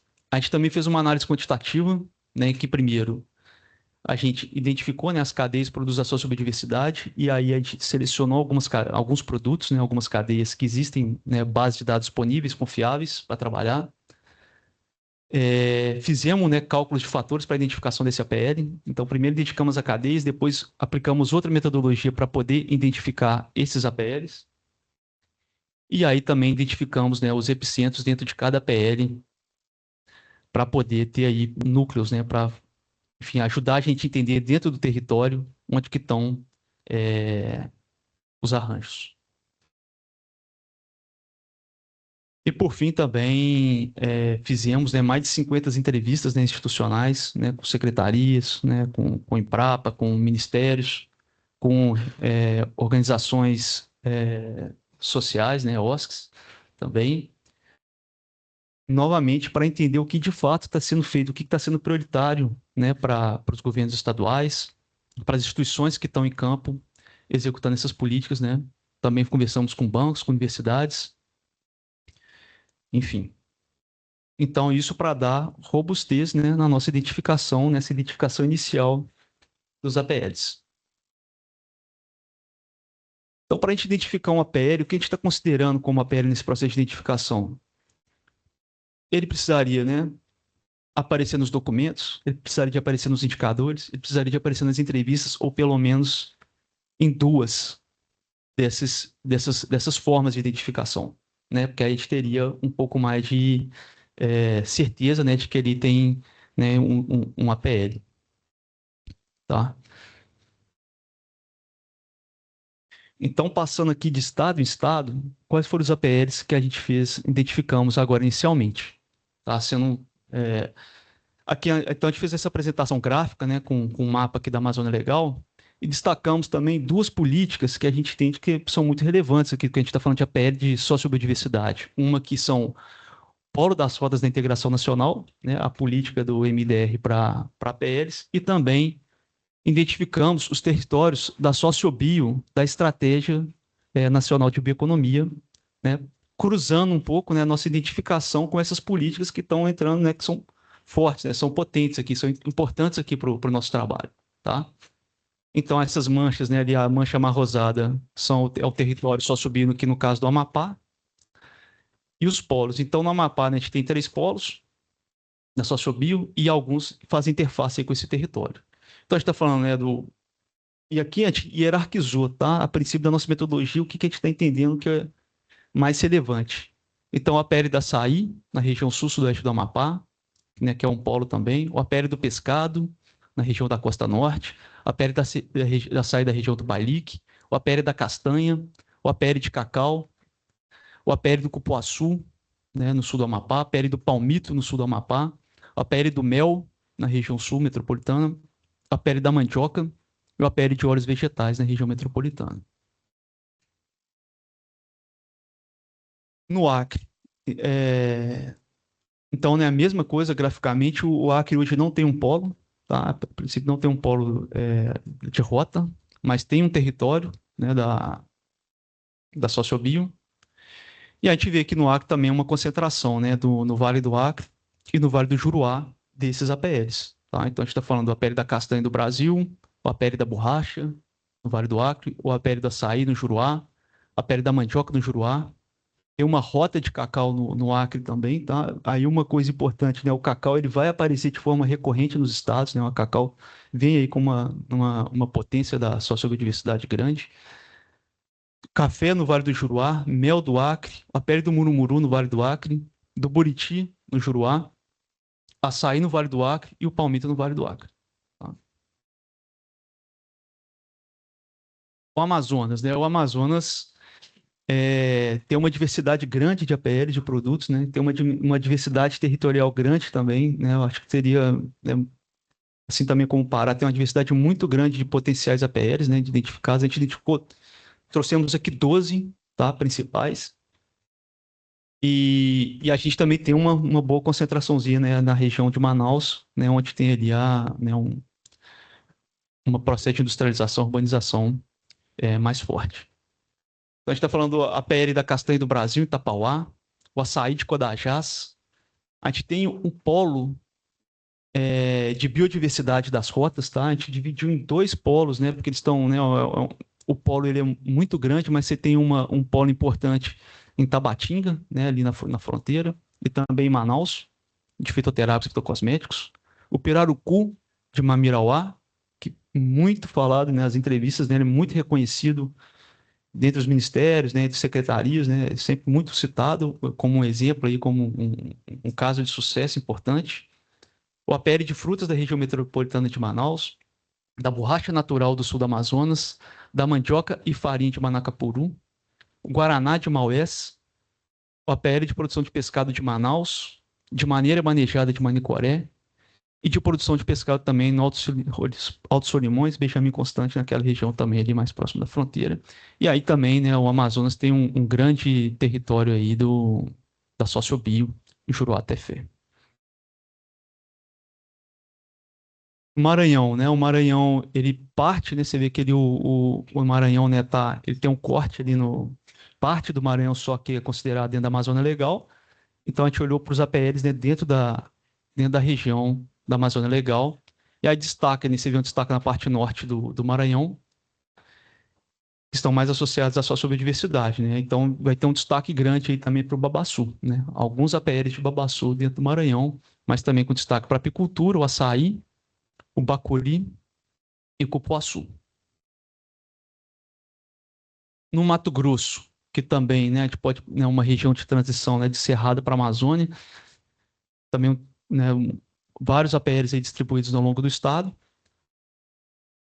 O Mato Grosso, né, não tem um território da sociobio, também não tem, né, nenhum polo das rotas, né, e destaca aí o mel, né, o mel aparece bastante aqui em termos de sociobiodiversidade no Mato Grosso, mas também, né, a castanha, fruticultura, café, né, e aí dois da sociobio mais voltados para o cerrado, que apareceram também, né, o caso do pequi e da baru, tá? Embora não sejam produtos da Amazônia, vamos dizer assim, mas do cerrado, mas também são da sociobiodiversidade, foram considerados.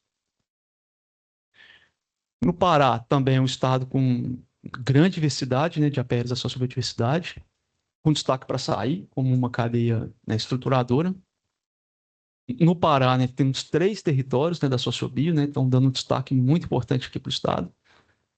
E diversos polos também, né, da Rotas da Integração, como a gente pode ver. E aí vamos destacar o apéreo do açaí do Nordeste Paraense, o cacau da região transamazônica, aqui representado pelo Guilherme, o açaí do Baixo Tocantins, né, o açaí do Marajó, o apéreo da pesca, né, na região do Salgado e Bragantino, da farinha do Nordeste Paraense, da castanha do Baixo Amazonas, o apéreo do mel do Sudeste do Pará, o apéreo da aquicultura, piscicultura da região do Rio Capim, o apéreo de queijo do Marajó e o apéreo dos biocosméticos. Rondônia destaca aí, né, pela uma integração entre alguns APLs mais da agropecuárias competitivos, como o café, né, o cacau, piscicultura e alguns produtos da sua subdiversidade. Então destaca aí o cacau do leste rodainense, que faz parte do polo da integração, castanha, o apério do café, da fruticultura, da banana, piscicultura, que também faz parte que é um polo de rota de integração, apério da manticultura, apério do açaí, de apicultura e óleos e manteigas vegetais, também como uma APL. De Roraima, né, a gente dá um destaque, né, os APLs concentrados na região sul e norte, né, mais a leste do território. Então, com destaque o APL do cacau do sul de Roraima, né, uma cultura que tem crescido bastante no estado. A castanha da Amazônia, a fruticultura do sul de Roraima, o açaí no centro-norte de Roraima, o APL do mel do lavrado, da piscicultura de Amajari, da madeira de Boa Vista e do café indígena.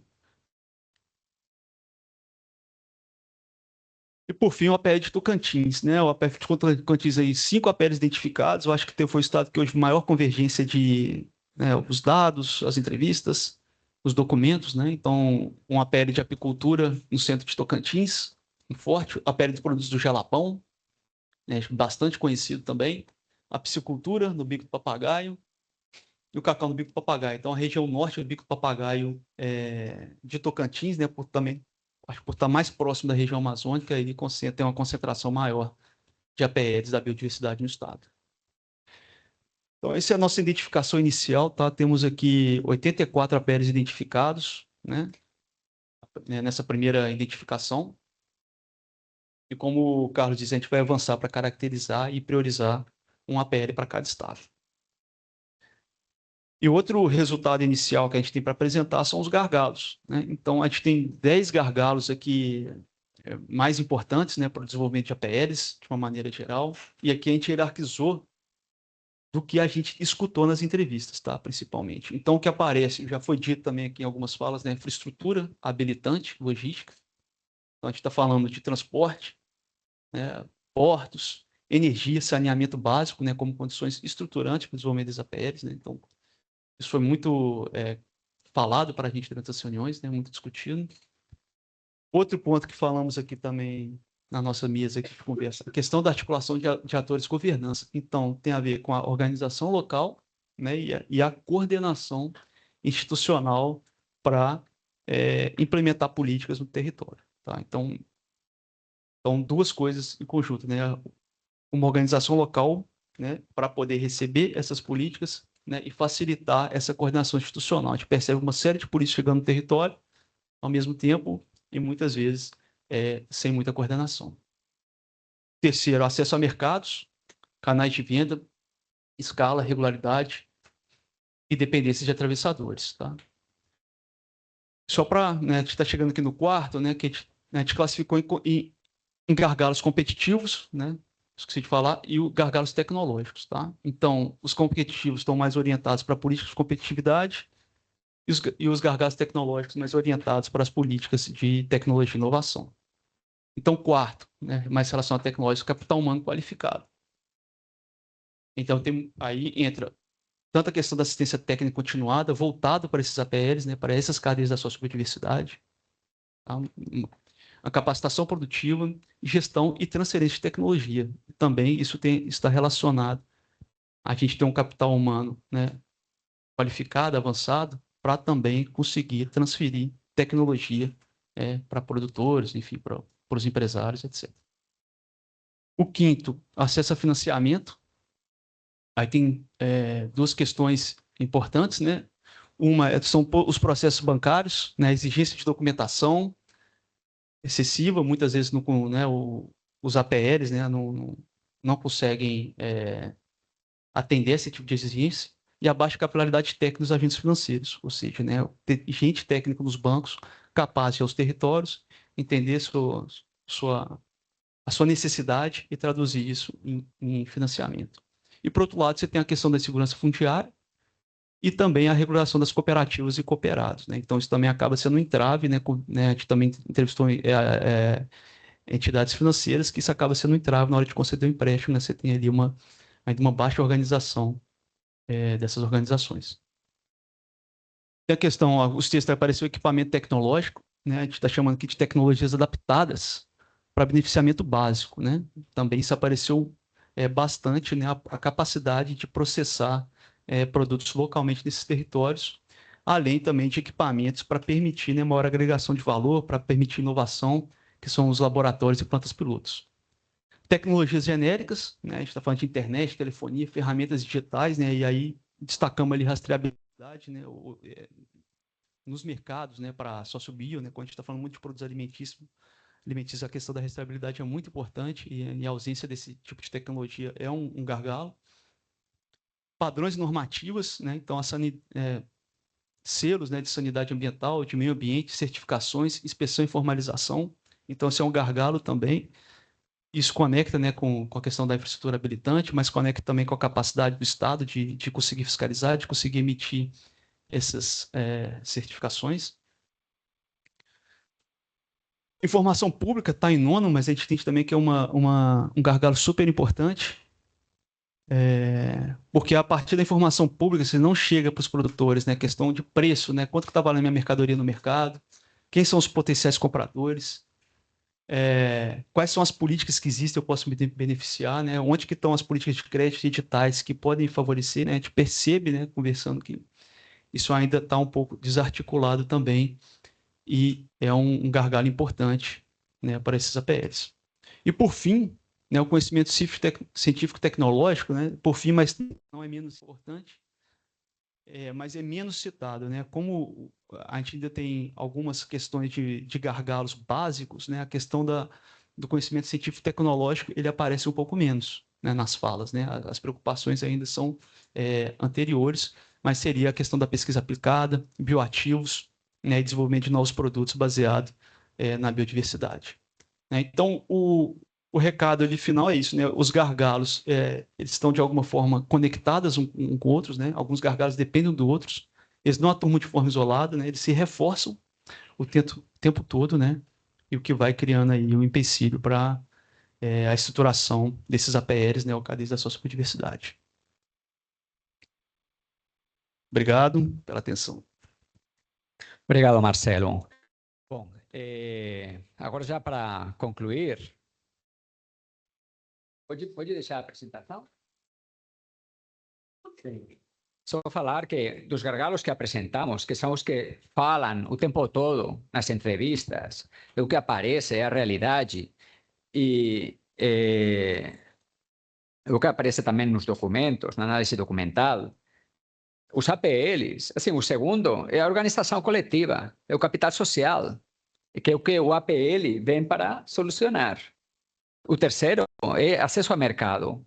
O APL tem um papel fundamental na definição de estratégia de mercado e acesso ao mercado.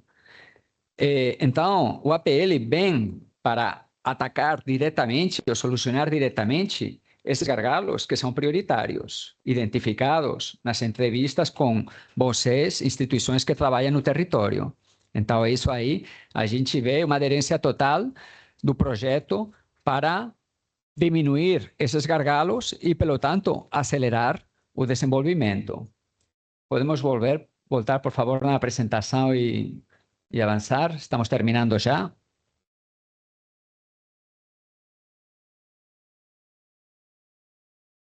Fica aí, fica aí. Não? Bom.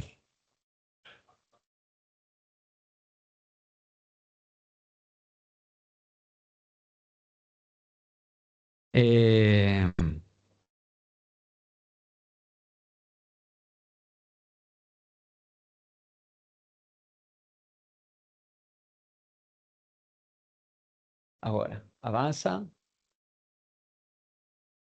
Vamos ver. Agora, próximos passos. Então, aqui temos o cronograma. A gente apresentou os APLs identificados como mais relevantes. Isto aqui é uma identificação inicial dos APLs por estado. Tem uma pergunta do Nathan, de Rondônia, muito atento. Ele falou, esses já são definitivos? Não.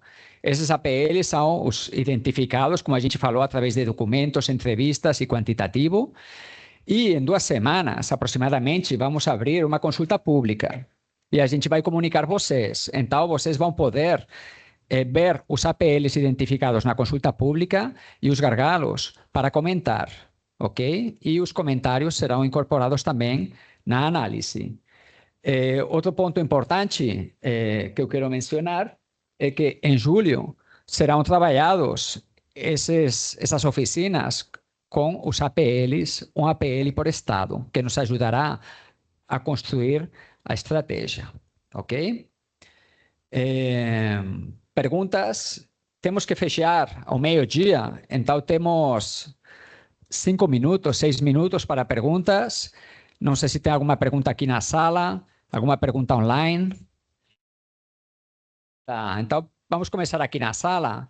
Eu vou pedir a todo mundo perguntas curtas, diretas, e as respostas vão ser curtas e diretas também, para dar mais tempo a mais perguntas. Tem um microfone para ela? Eles não vão te escutar. Deveria ter outro microfone aqui. Aí, faz para ela.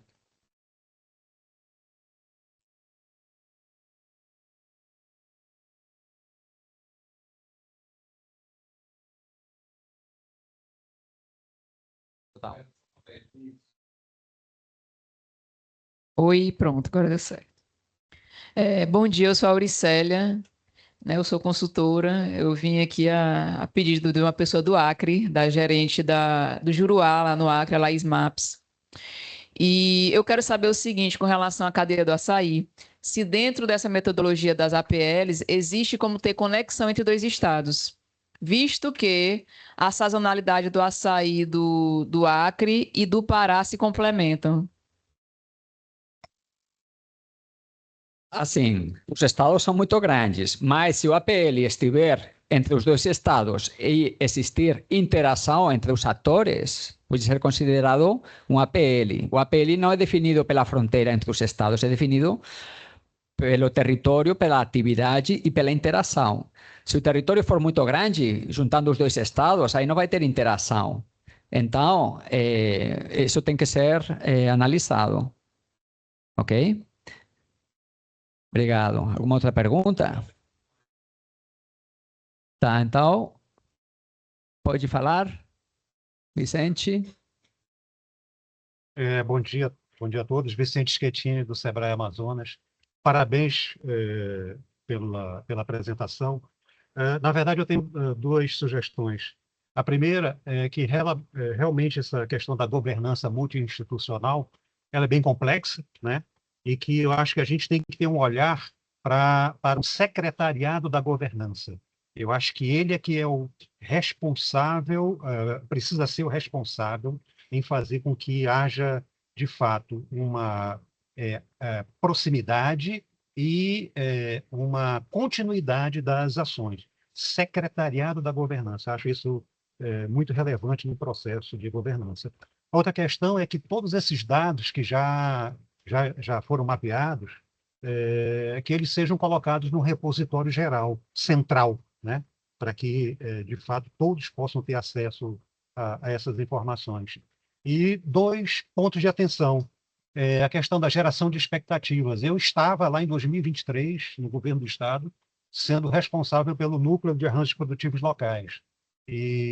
Então, a gente precisa ter uma atenção com relação às expectativas que nós vamos causar no público, né?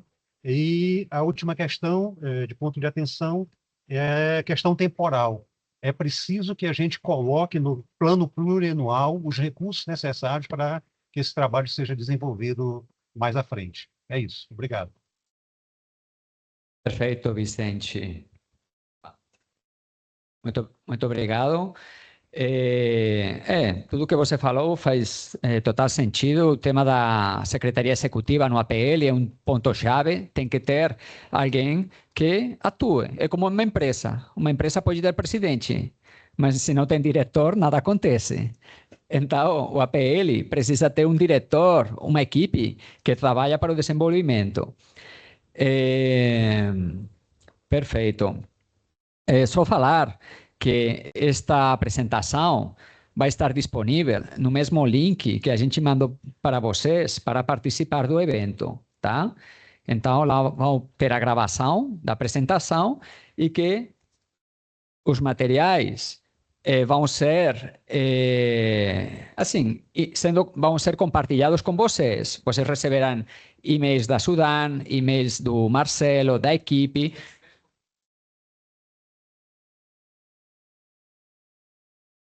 Ok, no mesmo link vai ter o material lá, ok? Bom, então, eu acho que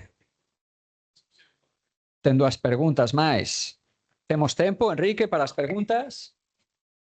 Vamos ver as perguntas aqui. Samuel Silva de Almeida.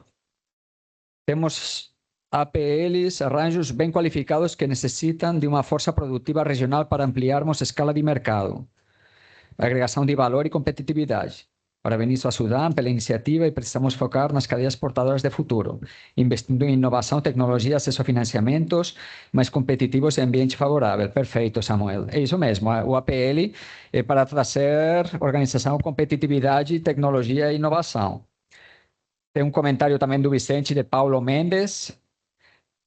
Tenho dúvidas com relação aos APLs do Amazonas, não indicados como castanha, caju, queijo, mel, café. Ok. Vicente pode entrar em contato indicando as suas dúvidas. Eu acho que no Amazonas o cacau e a castanha estão, e o mel também. Talvez não apareceram alguns que você tem em mente, mas pode contatar conosco diretamente ou pode também fazer isso na consulta pública. Tem alguma pergunta mais? Sobre a questão da pergunta que foi feita antes, eu sou Marco Antônio, da Universidade do Estado do Pará. O APL integrando atores do Acre e do Pará. Dentro do conceito clássico de APL, né, a questão territorial, aí não tem possibilidade, porque não há fronteira entre os 2 estados. Tá? O Acre está lá do lado do Amazonas. Então, a distância geográfica é muito grande e esses estados eles não têm fronteira entre eles.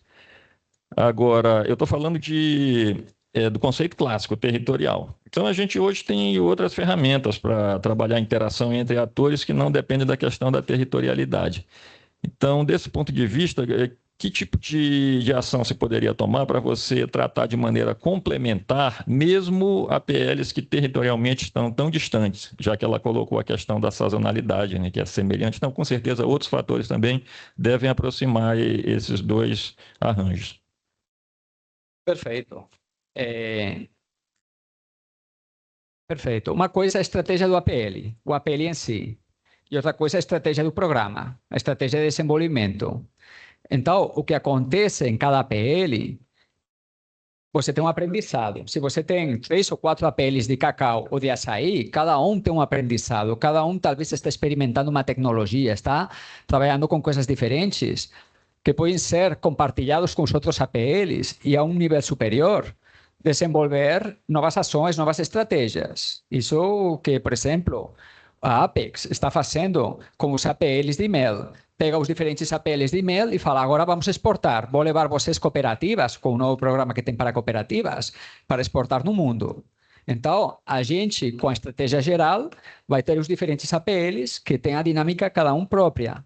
E vamos ver como fazemos esses APLs acelerar, aprender entre eles e desenvolver, talvez, o que se chama normalmente projetos intercluster, ou, no caso, inter-APL, que seria APLs do mesmo setor, ou inclusive de setores diferentes, de negócios diferentes. Existem formas de colaborar.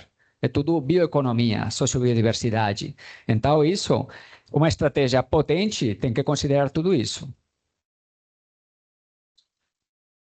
O programa Rotas também pode contribuir.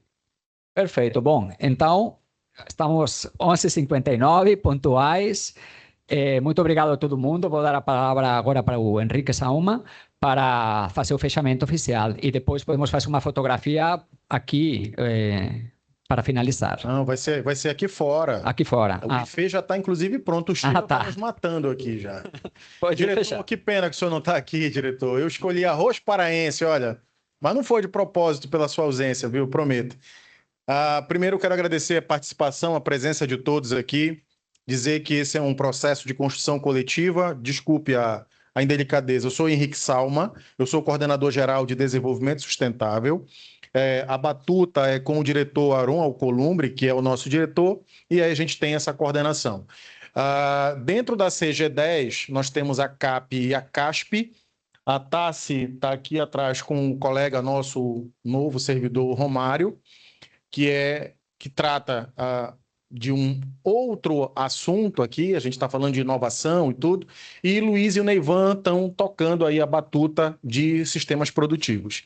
Então, já é um segundo evento que a gente realiza, teve um outro workshop anterior, foi um sucesso, a presença de vocês demonstra isso, nós temos até um documento enorme que o Aron imprimiu lá, mandou fazer, e está lá na sala dele com as assinaturas. E isso demonstra, eu vou usar uma expressão que não é minha, mas vou pegar emprestado, o papel que a Sudan vem desenvolvendo ao longo dessa gestão de ser, de fato, um hub dentro dos estados da Amazônia Legal. Essa expressão o Aron cunhou e trouxe para nós, e a gente usa isso fazendo valer o nosso papel como superintendência do desenvolvimento da Amazônia.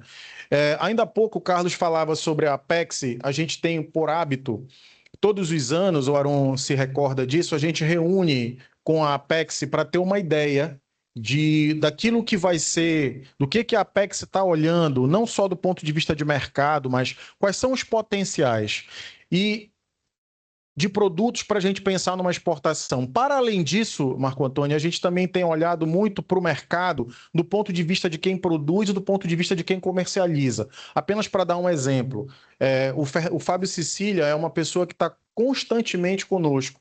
Por quê? Eu preciso saber do Fábio, que ele está produzindo, exemplo, um chocolate de altíssima qualidade, qual é o entrave, qual é o gargalo, qual é o problema que ele está identificando nisso. Da mesma maneira, o produtor, a gente quer ouvir o produtor, e aí a Sudan tem feito esse trabalho nos planos regionais, a exemplo do que nós fizemos aqui com Marajó e Bailique, trazendo a sociedade civil para ouvirmos de forma qualificada aquelas agruras que muitas vezes a gente não identifica olhando de longe. Então é só quem está na ponta da cadeia que consegue perceber a dimensão do problema. Então, o nosso papel é exatamente esse, de não deixar ninguém para trás. É ouvir qualitativamente, para que a gente possa fazer num processo de construção coletiva, fazer com que a política pública chegue naquela pessoa que efetivamente mais precisa. O Dr. Fernando Mendes, por exemplo, que é um parceiro nosso institucional da CEPLAC, é testemunha, e eu também sou testemunha. Para quem não sabe, a CEPLAC tem o maior banco de germoplasma de cacau do mundo. E eu não estou exagerando. É isso mesmo. E A gente torce aí para que finalmente a gente consiga fazer uma parceria. A gente fez um ensaio de uma parceria, mas que infelizmente naquela altura a gente não conseguiu, mas tomara que a gente consiga fortalecer aí várias cadeias do açaí, do pescado, do camarão. O camarão a gente tem tido, Aron é testemunho, um problema sério da invasão do camarão asiático, por exemplo, na costa do Amapá. Esse camarão regional tá sumindo e tantas outras cadeias que a gente precisa pensar e apoiar. Uma coisa é certa, vamos continuar cumprindo o nosso papel de mãos dadas com quem produz, com quem pesquisa, com a sociedade civil, para que a gente possa oferecer o melhor de todos nós. Tá bom? Mais uma vez, obrigado pela presença de todos. Temos um coffee break aqui, mas o Aron quer falar um pouquinho antes. Fique à vontade, chefe, a palavra é sua.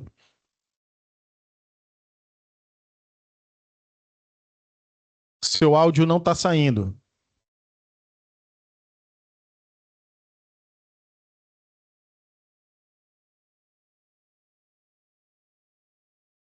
Eu acho que o problema é no seu aí, né?